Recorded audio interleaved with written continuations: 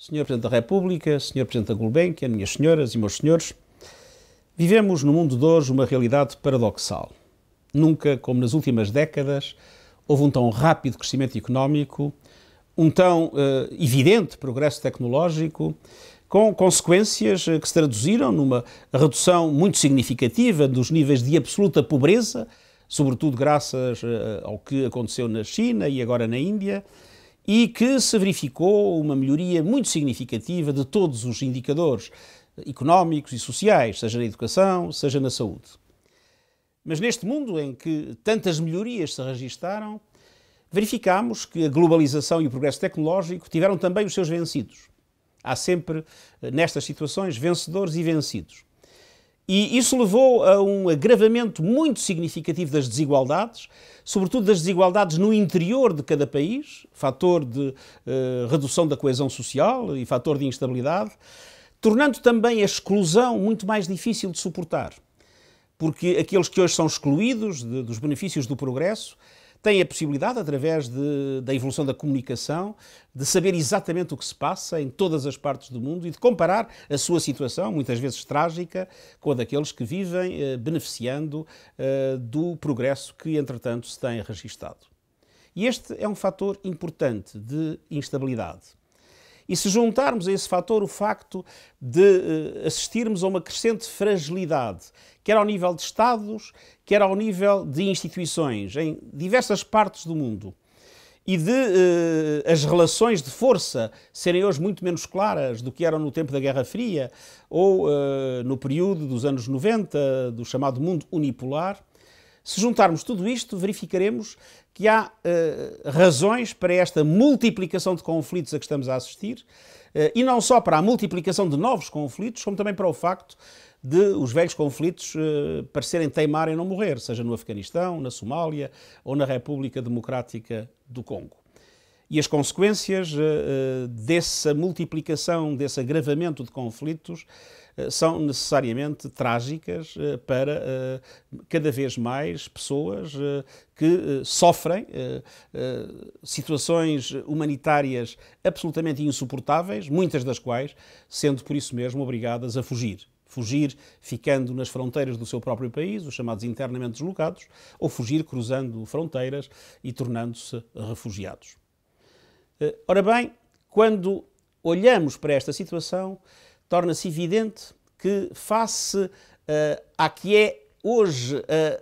menor capacidade de prevenção e de resolução de conflitos que existe, torna-se evidente a importância de as políticas de desenvolvimento contribuírem para essa mesma prevenção de conflitos e também para tornarem sustentável a paz quando ela finalmente é alcançada nas situações em que tal, felizmente, pôde ocorrer. Já não faz mais sentido falar-se da necessidade de reduzir o espaço de tempo entre a ação humanitária, de emergência, e a ação de desenvolvimento em sociedades que, entretanto, encontraram a paz. Hoje, com guerras por vezes intermináveis, mas em que é necessário dar uma resposta às necessidades das pessoas e às necessidades das comunidades, importa que agentes humanitários e agentes de desenvolvimento estejam juntos desde a primeira hora de um conflito e, melhor ainda, se possível, atuando de forma eficaz para a prevenção desse mesmo conflito. E, por outro lado, quando olhamos para países como o Líbano ou como a Jordânia, que acolhem milhões de refugiados, torna-se evidente que esses países não só produzem por esse facto um bem público global, mas são fatores de estabilidade essenciais nas suas regiões e, sejamos claros, a primeira linha de defesa em relação à nossa segurança coletiva. E por isso esses países devem ser uma primeira prioridade nas políticas de cooperação para o desenvolvimento. Não faz também mais sentido olhar para a cooperação para o desenvolvimento sem ter em conta as questões globais de paz e de segurança. E a verdade é que, voltando ao Líbano e à Jordânia, verificamos que não só eles não estão na primeira prioridade de muitas das políticas de cooperação, como pelo facto de serem países de rendimento médio, estão mesmo impedidos de receber alguns dos instrumentos disponíveis, nomeadamente no Banco Mundial e outras instituições financeiras internacionais, seja doações, seja empréstimos em condições particularmente favoráveis. Ora bem, tudo isto revela que é necessário reconhecer que hoje paz e segurança, desenvolvimento, direitos humanos e ação humanitária são coisas que não podem ser vistas em silos separados.